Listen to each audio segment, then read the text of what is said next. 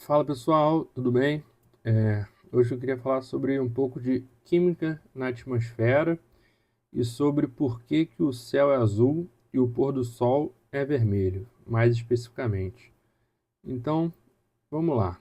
Você está olhando para o céu agora. Azul, enorme, espalhado, parece óbvio, mas quando você pergunta por que o céu é azul, a explicação te leva direto para uma das histórias mais bonitas da ciência. E quando você junta isso com o pôr do sol vermelho, vira quase poesia. Só que uma poesia explicada pela química da atmosfera e pela física da luz, em especial pela dispersão de Rayleigh. Então deixa eu te guiar nessa história de forma contínua, tranquila, como uma conversa. Essa parte ficou meio foda, mas tudo bem. A luz do sol não chega colorida do jeito que a gente imagina. Ela chega com uma mistura de várias cores: violeta, azul, verde, amarelo, laranja, vermelho, quase um arco-íris, né? Cada cor tem um comprimento de onda. Isso aí a gente lembra do colégio. O azul e o violeta são ondas curtinhas, agitadas. O vermelho é a onda mais longa, mais lenta. Quando essa luz entra na atmosfera, ela encontra moléculas minúsculas, nitrogênio, oxigênio, vapor d'água, gás carbônico, e essas moléculas são muito menores que o comprimento de onda da luz. E quando a luz bate nelas, ela não segue reta, ela é espalhada. E é isso que chamamos de dispersão de Rayleigh. E ela segue uma regra clara: quanto menor o comprimento de onda, mais aquela luz é espalhada. É aí que tudo começa a fazer sentido. A luz azul e violeta, por terem ondas curtinhas, são espalhadas com muito mais intensidade. Elas são jogadas para todos os lados. Já a luz vermelha e laranja, com ondas longas, quase não desviam. Por isso o céu fica inundado de azul vindo de todas as direções. Não importa para onde você olhe, tem sempre azul chegando no seu olho. Mas surge uma pergunta importante: se o violeta espalha mais que o azul, por que o céu não é violeta? A resposta vem de três fatores juntos. O Sol emite menos luz violeta. Nossos olhos são pouco sensíveis a ela, e parte do violeta é absorvida pela camada de ozônio. O azul vence por combinação de fatores. A história fica ainda mais interessante no momento em que o Sol se aproxima do horizonte. É aí que o espetáculo muda de tom. Quando o Sol está alto, a luz percorre um caminho curto pela atmosfera, mas quando está baixo, perto do fim da tarde, essa luz tem que atravessar um caminho muito maior, quase horizontal, passando por muito mais moléculas, poeira e vapor. Esse caminho estendido faz uma seleção natural das cores. O azul totalmente espalhado antes de chegar perto de você, ele se perde pelo caminho, o que sobra são as cores que resistem ao espalhamento: vermelho, laranja e um pouco de amarelo.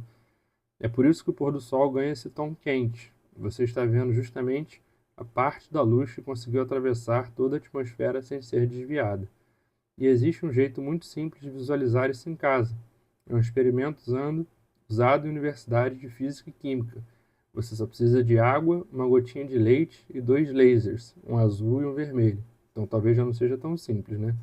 Isso aqui quando eu estava escrevendo eu não me toquei dessa parte. Quando você coloca uma quantidade mínima de leite na água, ela fica levemente turva. As partículas do leite se comportam como moléculas da atmosfera. Aí você aponta o laser azul pela lateral do copo, vai ver que ele espalha muito, deixando a água com um brilho azulado. Isso mostra ao vivo como a luz de onda curta se espalha com facilidade. Depois você aponta o laser vermelho, ele atravessa a água quase reto, sem espalhar muito. Isso reproduz exatamente o que acontece com o Sol. O azul espalha, o vermelho segue firme. E tem um detalhe incrível: se você olhar diretamente para a saída do feixe vermelho dentro da água turva, vai perceber que ele fica ainda mais intenso nessa direção. É como ver o pôr do sol em miniatura, o mesmo mecanismo, só em escala menor. Tudo isso não é truque, é ciência validada há mais de um século, confirmada por medições, equações e observações. O céu azul é o resultado da luz interagindo com moléculas de ar. O pôr do sol vermelho é o resultado de um caminho maior que filtra as ondas curtas e deixa só as longas. No fundo, é o mesmo fenômeno funcionando o dia inteiro. A mesma luz, o mesmo ar, só mudam as condições. E é impressionante como algo tão cotidiano, olhar para cima, ver o entardecer, esconde tanta física e tanta química por trás. Quando você entende isso, percebe que não está só vendo cores, está vendo átomos, comprimentos de onda, propriedades de luz e um efeito descoberto no século XIX, trabalhando o tempo todo sem você perceber. É a atmosfera fazendo arte com a luz do sol. É a natureza lembrando que até a luz muda quando o caminho muda. É ciência transformada em estética. É física virando poesia no céu. É o mundo funcionando diante dos seus olhos. É só levantar a cabeça. Porra, não tem.